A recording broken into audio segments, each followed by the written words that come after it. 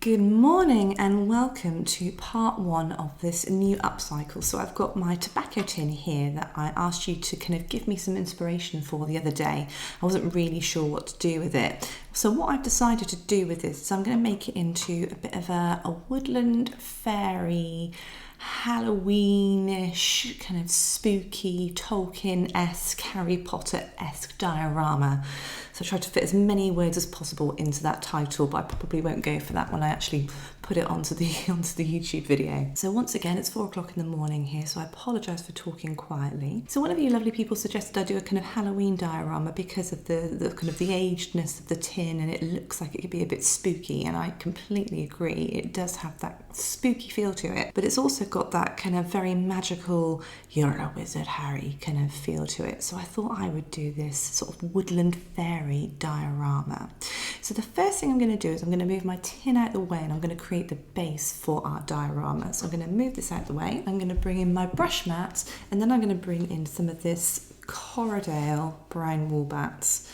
I don't want loads of this because I don't want the tin to be too full up, because I want to have room to put our fairy into later on. But I want enough to create a nice base. So I'm just going to separate this out here.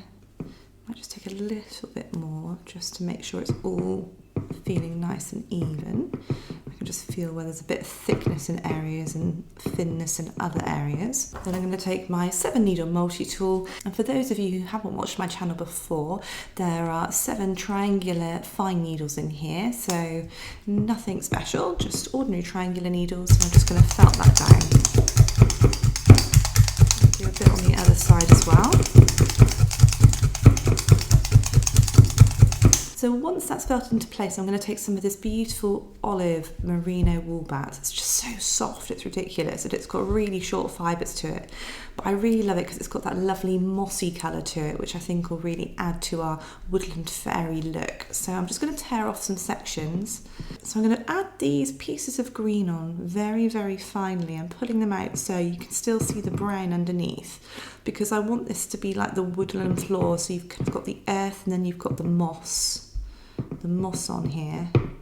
So it doesn't have to be like exact, it doesn't have to cover perfectly, just enough to give that kind of idea that this is the moss on the floor of the woodland. Right, I'm going to move this off, and I'm going to place it onto my felting mat, because I don't want to stab this in. I don't want this to be really compacted onto my brown. So I'm just going to take my fine twisted needles in my needle felting pen, and I'm just going to stab this in a kind of haphazard way. So there's still a bit of lift, there's still a bit of squidge to this. So it gives it more of that authentic woodland floor look. Because moss is quite squidgy, isn't it? It's kind of quite raised and quite spongy looking, isn't it? Nature's sponge, moss. So I want it to have that kind of a look. Obviously I want to stab it in enough that it's not going to be able to pull out very easily either. I'm going to do a little bit more. Right, so I'm going to bring my tin in next. I'm just going to check this for size. Okay, that looks pretty good. What I'm going to do now is I'm just going to turn over these loose edges here and felt those down into the underside. And I don't want those bits of wool sticking out on the edges, because it just obviously takes away from the appearance of what it's meant to be. It looks a bit too wool-like with all the bits of fibre sort of coming up out of the tin. So I'm just going to square off my edges by folding them underneath. And it's quite nice because it's got a lot of flexibility to this still. I can still pull it out slightly if it's a bit too small to make it wide enough for the tin. So let's place this in and see how this looks. Perfect, that looks loads better. So there we go, so we've made our base. So that was super quick, super easy to do.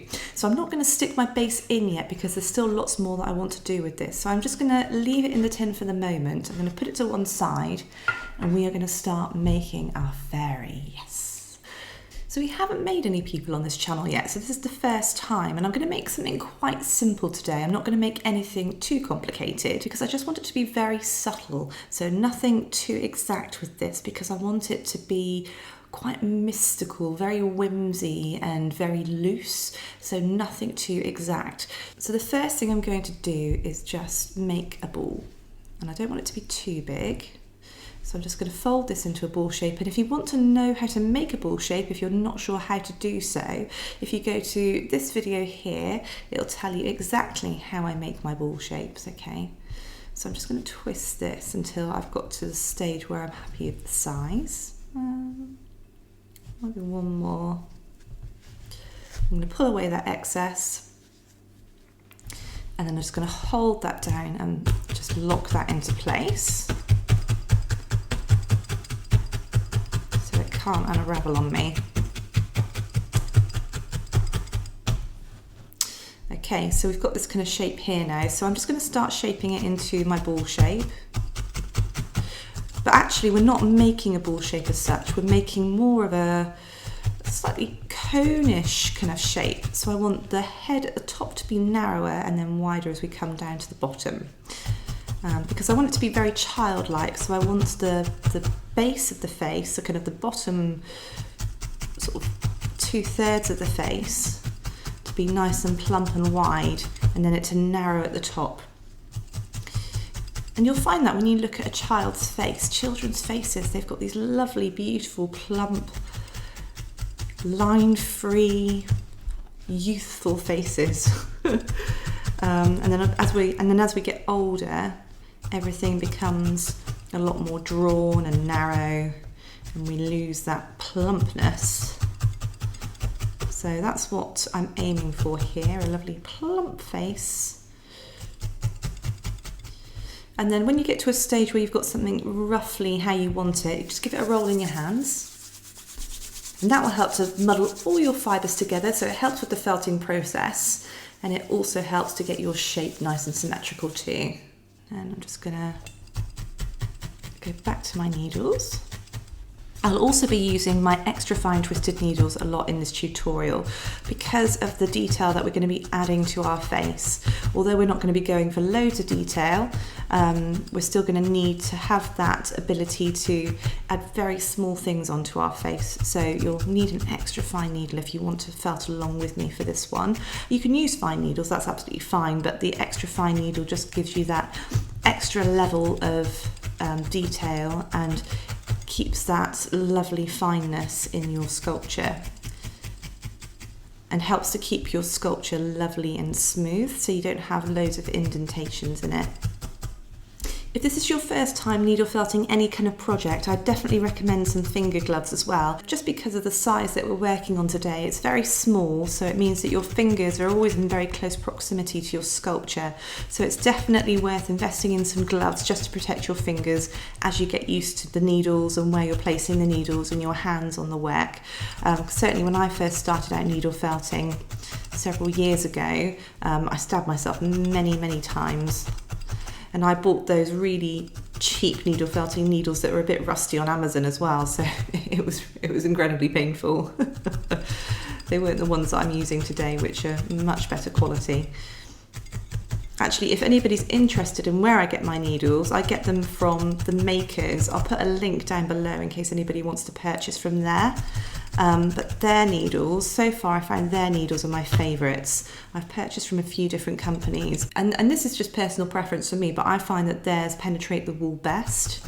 They're not the cheapest, but they are very good and they last ages. I mean, these have lasted me, I would say, a good year. I've been using these now and they're still going strong provided I don't break them, but they are really good. I'm just going to shape around the back because I don't want it to have a completely flat base to the head, although we will be adding hair, so it doesn't need to be perfectly round, but you do want it to have some kind of curve to it and not be completely flat, because we're going to make this quite tactile so that people can pick the doll up if they want to. There we go, so we've got our heads. What I want to just do first is just check how big it looks in my tin. So I'm going to grab my tin over. I'm just going to place my head in there. Okay, I think as long as I make the body relatively short, we should be okay with that. I'm quite tempted to make it just a touch smaller. So I'm just going to felt it down a bit more. And these tobacco tins, you can get them in loads of places. There's a shop in Devon that I really like. It's not the cheapest of shops, but it's called Toby's Reclamation. They predominantly sell outdoor vintage reclaimed furniture, but every now and then they'll I think they must go over to France or something like that, because they quite often come over with like loads of items in bulk. And one of the things that they have had in the past are these tobacco tins, although that's not where I got my tobacco tin from, and they're only like £3, something like that, a tin, so they're not overly expensive, and they work and they work incredibly well in all kinds of projects. They're really versatile. The tin I'm using today is actually from my husband's granddad's shed. He passed away quite a few years ago now, and my father-in-law obviously cleared his house out, and then he had all these really fab items in his house that he's obviously had over the years, and in his garage as well, shed I should say. And one of the items that he had was this tobacco tin. And my father-in-law said to me, "Oh, would you like this?" And I said, "Oh, yes, please. I will use that." It's actually been loitering in my cupboard for probably about 2 years, but it's now that it's going to have its new lease of life. So I've made the head a touch smaller now. So the next thing we want to do is we want to just work out where we're going to place the facial features. So I'm going to take my single extra fine needle, and I'm going to do a very, very faint line down the centre of our face. Now I don't know if you can see that on camera, but there's a faint line just going down the centre here. And then what I'm going to do is I'm going to put another line around the middle, roughly where the middle of the face is, so about here. Okay, so I've got my line here, and then the next thing I'm going to do is place another line just about here. And then finally I'm going to place another line about here. So when we're making child faces, we want to work on the lower half of the face. We don't want to be adding features up here because it'll be too high to the head and it takes away from that youthful appearance. So we want to be adding features down here really. So the first thing I'm going to do is I'm going to make a nose for our little character. So I'm going to go back to my merino in the flesh colour. I'm going to take a small strip and I'm just going to make a little Swiss roll. So I'm just going to turn it in my fingers until I've got something that looks like this, okay? So you can just about see it there on the camera. Once I've got that shape there, I'm then going to take my fine needles and I'm just going to felt that down a bit. It doesn't have to be massively felted down, but felted down enough so you've got this kind of piece of rolled wool that's thickish, probably about 1 millimetre in diameter. I'm just going to turn up the loose ends there.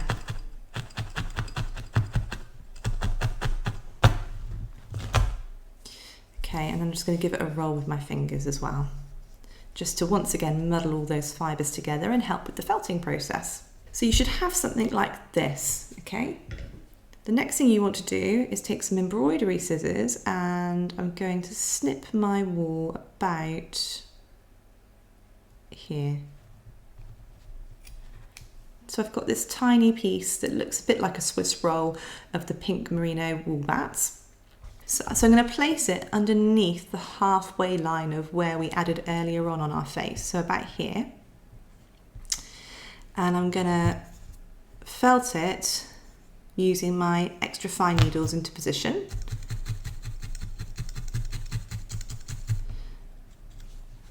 So I'm just going to felt the top half first. And then once I felted the top half, I'm just going to felt down the sides and the centre.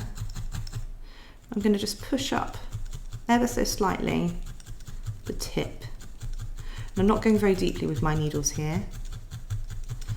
Push up that tip just to make it a bit thicker and a bit wider.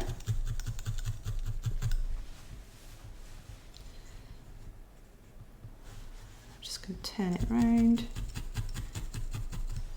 And you want to keep felting this down until it looks like this. So as you can see here, we've got the start of our nose. It's a bit wide at the moment, but it's starting to take shape. The next thing I'm going to do is go back to my merino wool bats, and I'm going to take a thin layer of the pink merino wool bats. I'm just going to pull it and then layer it on top of itself a few times, just to create a smallish piece. Something like that.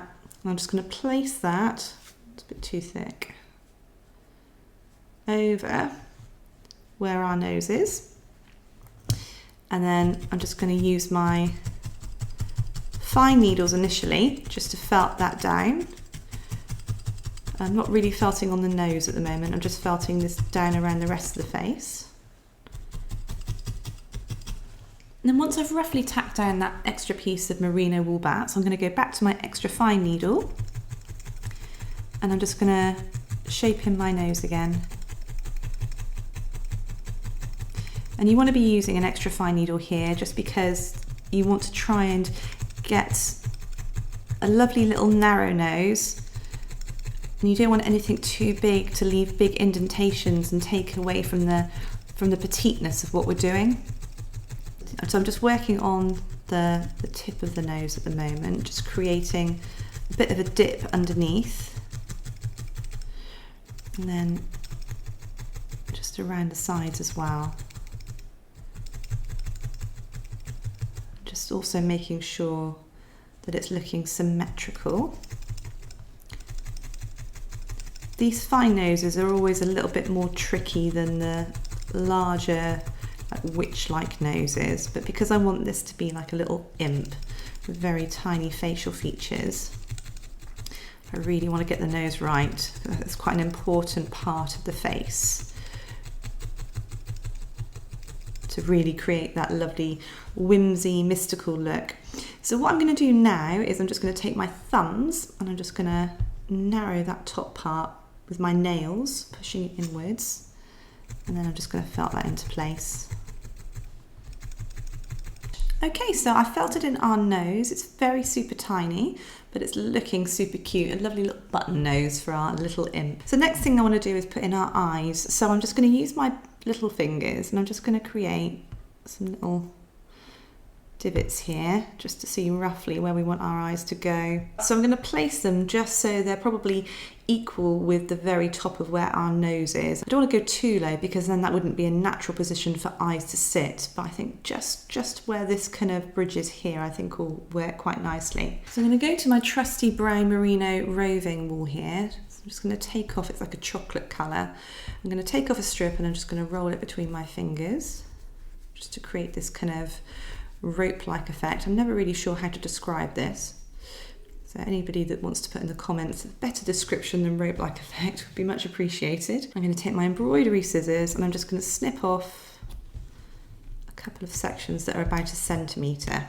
So this fairy is going to be asleep, or this imp is going to be asleep. So I'm going to place her eyes around about here. And I'm just going to felt down the middle first. I don't need all of this wool, but I'm just using a fair bit so I can trim it to size as I go. Also, it will contract as I felt it into the face as well.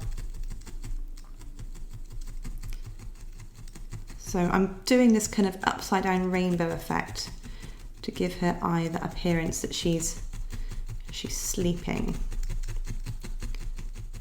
And by using the extra fine needle to do this, you get a much finer, smoother line as well. If you were to use a medium needle, say, to do this, you'd end up with it being too big, so it'd be pushing in and you'd end up with your wool looking really wonky and not sitting nice and flat and flush, because it would just be too big for the tiny piece of wool that we're using. So that's why it's really important to use an extra fine needle, or if not an extra fine needle, a fine needle. I'm just going to keep going with that until it's nice and inset into our face. Okay, so that's the first eye done, so I'm going to do the same with the second eye, so I'll be back in a second. So our eyes are in place, and I've also started just adding a hint of an eyelid by just using my extra fine needle just to create that arch just on both sides of the eyes, just to really give the impression that she's sleeping. So the next thing I'm going to do is add some eyebrows. So this time I'm going to use the same wool that I'm going to use for her hair. So it's this Corridale, which is almost like a kind of taupey, blondie kind of colour, I guess. But it's a bats rather than a tops or a roving, because I want her hair to be quite wild and frizzy. So I've got a small section here that I've torn off, and I'm just doing the same thing that I did with the eyelids a moment ago. Just rolling it between my fingers. And then I'm just going to snip it in half. I'm going to take one piece and I'm just going to place it over the eye. And with my extra fine needle, I'm just going to felt that in. And I don't want it to be like really super duper neat, because you know she's a wild woodland imp, so it can be quite rough.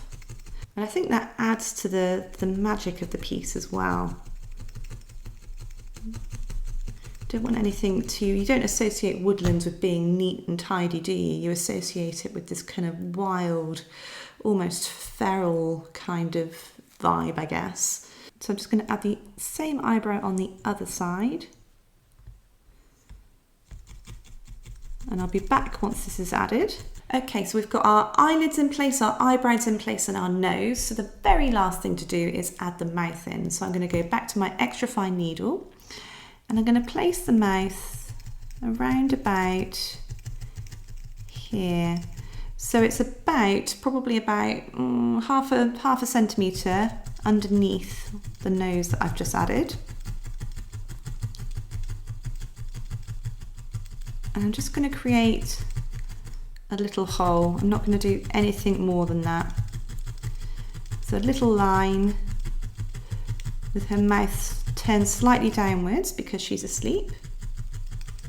And I'm just going to keep going until I've got a relatively deep indentation here. Some of my inspiration from this is from, we've been watching The Rings of Power on Prime, and they've got the Harfoots. I think they must be like a pre-Hobbit or something like that. And they're these tiny little people that kind of migrate every season. If you've watched Rings of Power, you'll know what I'm talking about. But they're these tiny little people, and they use all sorts of features of the woodland to kind of hide when the big people come, or the monsters and things like that, and the orcs.